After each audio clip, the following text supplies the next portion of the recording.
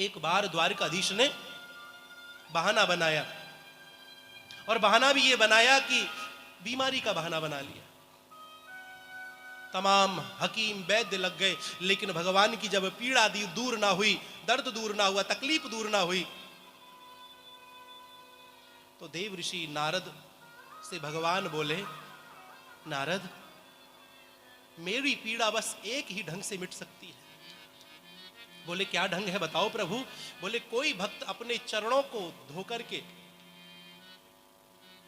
उनके चरणामृत को यदि मैं पीऊं तो मैं ठीक हो सकता हूं। नारद से बड़ा भक्त कौन था? नारम ज्ञानम ददाति नारदः नारदो दैव दर्शनः। नारद जी झेप गए, बोले, भगवान को अपने चरणों को धोकर के मैं पिलाऊं? ना ना ना ना ना ना, ऐसा मैं नहीं कर सकता। तमाम रानियां खड़ी हुई थी, वो भी भगवान की भक्त थी। यमुना ने भी तो बड़ी तपस्या की थी प्रभु को पाने के लिए, सब पीछे हट गई। बोले, नहीं, ये अपराध हम नहीं कर सकते। बहुत सारे भगवान के भक्तों से नारद जी जा करके कहते हैं, बोले, भगवान की बहुत पीड़ा है, भगवान की पीड़ा हमसे देखी नहीं जाती है, और भगवान की पीड़ा एक ही तरह से दूर हो सकती है, यदि कोई भगवान का भक्त अपने चरणों को धोकर के भगवान को पिलाए, भगवान पिए, वही औषधि का काम करेगी और भगवान का दर्द दूर हो जाएगा। नारद जी को सुबह से शाम हो गई, भगवान अपना पेट पकड़ पकड़ के रोए, किसी से पीड़ा देखी ना जाए। नारद जी बोले, प्रभु ये बड़ा असंभव कार्य, कोई भी भक्त राजी नहीं है। तब द्वारकाधीश बोले, नारद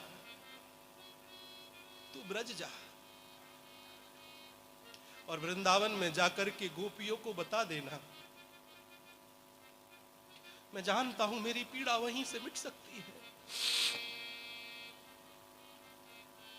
और जब नारद वृंदावन गए, जाकर के ब्रज की गोपियों को सुनाया कि तुम्हारे जो कृष्ण है, तुम्हारे जो आराध्य हैं, उनकी तबीयत ठीक नहीं है, उनके पेट में बहुत दर्द है, कोई भी हकीम वैद्य की कोई दवा काम नहीं कर रही है। गोपियां रो पड़ी, क्या हुआ हमारे प्रभु को?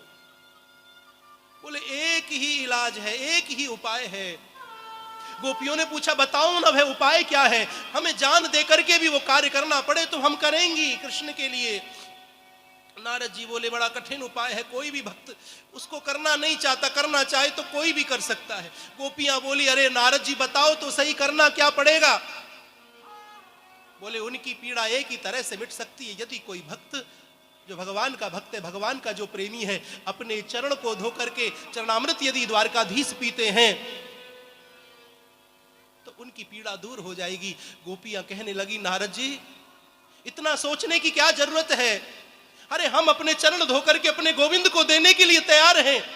नारद जी बोले, गोपियों तुम कैसी बात करती हो? भगवान को अपने चरण धोकर के पिलाओगी, तुम्हें मालूम है तुम नरक में भी जगह नहीं मिलेगी। गोपियां कहती है, नारद जी हम चाहे नरक में जाएं, चाहे कहीं भी जाएं, हमें भले नरक में जगह मिले ना मिले, हमें इस बात से कोई मतलब नहीं है, लेकिन हमारे कृष्ण का दुख, हमारे कृष्ण की पीड़ा दूर होनी चाहिए। तब नारद जी गोपियों के चरण धोकर के जल को लेकर के गए हैं।